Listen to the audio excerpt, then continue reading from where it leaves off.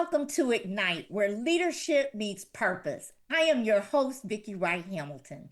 Today, we're driving deep into what it truly means to lead with impact, not just through authority, but through empowerment. My guest today knows exactly what it takes to build fearless, people centered leadership. Like Vikita Poindexter is the CEO of Poindexter Consulting Group and one of the nation's most respected HR and DEI experts. With over 30 years of experience, she's known as the HR fixer, guiding organizations through compliance challenges, leadership development, and equitable transformation. Vikita, I am so glad to have you here with us today and welcome to Ignite. Well, thank you so much. I am looking forward to it. Thank you for having me, and I cannot wait to begin to have this conversation. Awesome. So let's start with this. Many leaders are spending their days putting out fires, trying to deal with the day to day challenges rather than fueling growth and moving forward. Mhm. Instead of developing people, they're managing problems and missing the deeper purpose of what true leadership is all about. Why is shifting from the boss to coach so difficult but so important?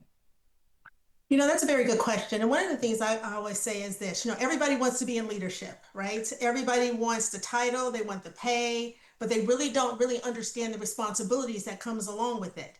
And so when we talk about you have to shift from a boss mentality to a coach mentality, this is something that I've been practicing for over the last 40 years. One is I played basketball in high school and college. I've coached, all of my kids in sports and then coached junior varsity basketball here. Coaching is more advantageous because now you're a part of the process and you can help the employees understand what they need to be able to do. Being a boss is telling people what to do. And so, we hear this statement before people know how much you know, they want to know how much you care. And so, one of the things that we pride ourselves on is making sure that we're not asking an employee to do something that we haven't done or not do. Right. And I think that is the challenge that you have when you're trying to motivate teams and managing processes. One, you got to have great, not good. You have to have great time management. Number two, you need to be able to understand your leadership style, right? How do you lead teams? How do you motivate people? Three, you need to know your communication style because employees are not all square pegs, they're going to fit in round holes. And so you're dealing with individuals, not square pegs. And so I think that the shift is difficult because when people are having these conversations and they're trying to increase morale and they're trying to manage processes, you manage processes, not people. You're dealing with individuals. And so you have to be able to know what motivates this individual, not the entire team. How does this person receive information? How does this person are they more visual? Are they more auditory? And so you have to be able to take time to really get to know your team. That is the strategy of a good coach. You have to know every single player on your team, what attributes that they bring. We have a tendency to want to be able to focus on weaknesses. You don't focus on weaknesses. People's weaknesses are their weaknesses. You focus on strengths and then you hire other people to compensate those weaknesses. So I think that's part of the challenge is leaders haven't really taken the time out to really know how they lead. So that's the problem with the shifting. Makita, you're talking about some very, very important things as we move forward. And I think there's also challenges as we start to talk about leadership. Now, we know people do the work, organizations don't. The Right. business can't do it without the individuals. We also understand that a leader cannot motivate someone that comes from within, but they can provide a motivating environment. And to your Absolutely. point, being able to understand how people learn is a criteria that becomes important from the very beginning. Because let's face it, your people are getting results to help you look good, to help the Absolutely. department look good. If you're not giving them what they need the way they need it, what's actually going to happen? You're not going to reach those objectives either. But on the Right. same side, let's talk about the other side of that. where leaders are also responsible for the outcomes and the balance of that. So, how do you teach leaders to ask better questions instead of giving the answers to actually get some of this information quicker, faster, and more accurately so that they can begin to excel? Sure. That's really good. That's a really good question because here's my first point. Your employees are your greatest asset.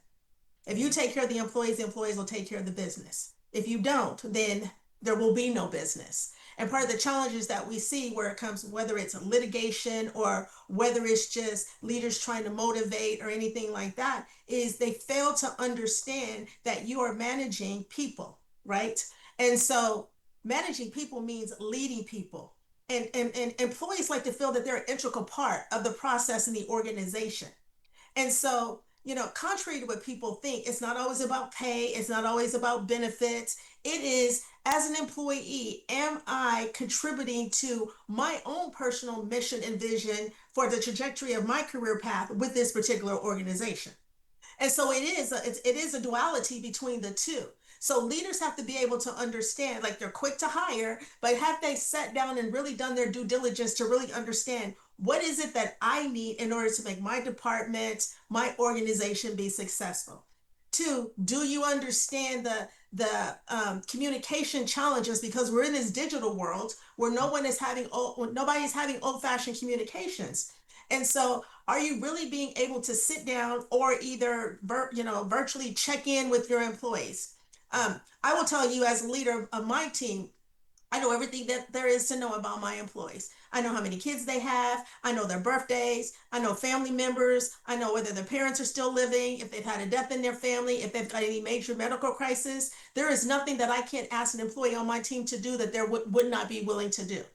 So they share my successes, they share the heartaches, they share, everything that we go through as an organization because my name may be in the title, but it's my team that helps me run the organization. You have to be vested into your people. If you are vested into your people, the processes will follow. And we are hearing, in HR, people are not retiring from companies anymore. Well, that's disingenuous. That's not true.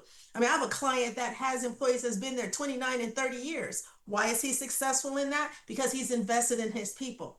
He trusts his people. The one thing that employees biggest complaints and surveys and things that we do is my manager doesn't trust me, my supervisor doesn't trust me, so why am I here?